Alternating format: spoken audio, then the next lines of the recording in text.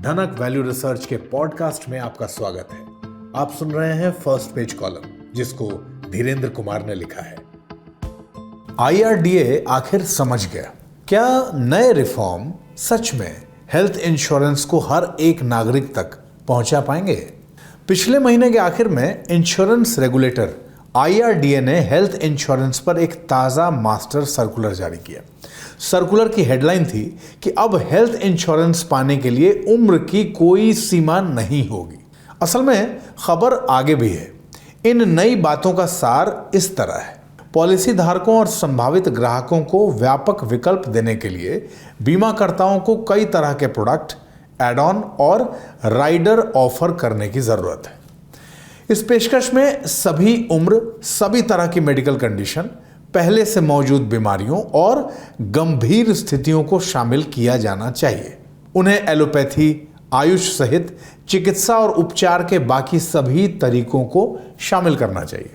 उन्हें घरेलू अस्पताल में भर्ती, आउट पेशेंट डिपार्टमेंट यानी OPD, डे केयर और होम केयर सहित हर उपचार की स्थिति को कवर करना चाहिए। प्रोडक्ट की रेंज सभी क्षेत्रों और सभी व्यावसायिक श्रेणियों, विकलांग व्यक्तियों और हर कैटेगरी के लिए उपलब्ध होनी चाहिए। इसके अलावा पॉलिसी धारकों और संभावित ग्राहकों के सामर्थ्य के मुताबिक सभी तरह के अस्पतालों और स्वास्थ्य सेवा देने वालों को शामिल किया जाना चाहिए, ताकि ये पक्का हो सके कि इमरजेंसी में कवरेज से इनकार न किया जाए। इसमें यह भी कहा गया है कि बीमाकर्ताओं को नई चिकित्सा तकनीकों के लिए सहायता देनी चाहिए और ऐसी कई तकनीकों की लिस्ट भी दी गई है। मैं लंबे समय से IRDA को शक की नज़र से देखता रहा हूँ, इसलिए मेरी पहली प्रतिक्रिया थी। लेकिन ये सभी साफ साफ स्पष्ट बातें हैं। इन्हें पहले दिन से ही इंश्योरेंस रेगुलेशन का हिस्सा क्यों नहीं बनाया गया?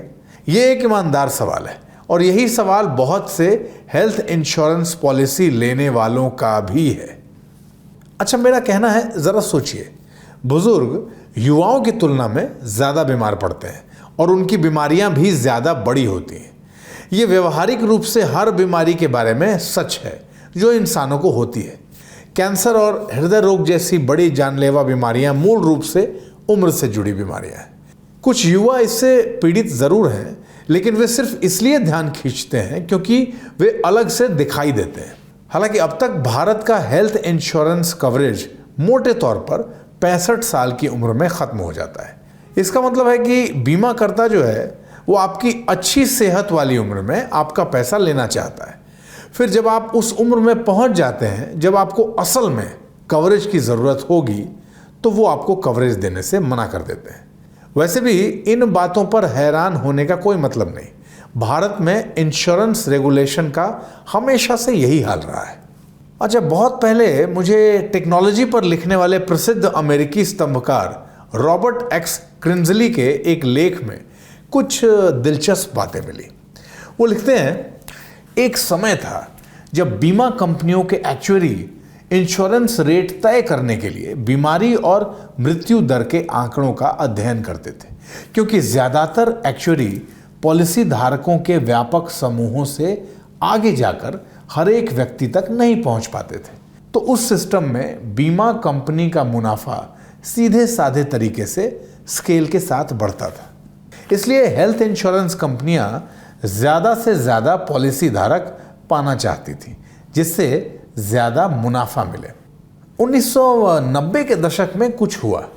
कंप्यूटिंग उस हद तक सस्ती हो गई जहां व्यक्तिगत स्तर पे संभावित स्वास्थ्य के नतीजों को कैलकुलेट करना संभव हो गया। इसने हेल्थ इंश्योरेंस बिजनेस को रेट तय करने वाले से कवरेज से इनकार करने वाला बना दिया। हेल्थ इंश्योरेंस बिजनेस मॉडल ज़्यादा से ज़्यादा लोगों को कवर करने से बदलकर केवल स्वस्थ लोगों को इंश्योरेंस बेचने वाला हो गया। ये प्रैक्टिस अब दुनिया भर की इंश्योरेंस इंडस्ट्री में और उनकी सभी ब्रांच में पूरी तरह से सामान्य बात है। ये अच्छा है कि IRDA ने उम्र की सीमा हटा दी और उन सभी दूसरी अच्छी चीज़ों का जिक्र किया है जिन्हें मैंने ऊपर लिखा है। हालांकि हलवा खाने के बाद ही उसका स्वाद पता चलता है।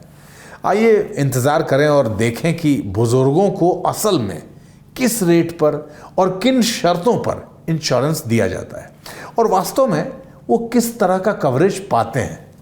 मुझे लगता है कि इन बदलावों का ज़मीनी स्तर पर कितना असर होगा ये देखने में अभी कुछ साल लगेंगे, लेकिन मैं आपको भरोसा दिलाता हूँ, मैं अपनी सांस थाम कर नहीं बैठा हूँ।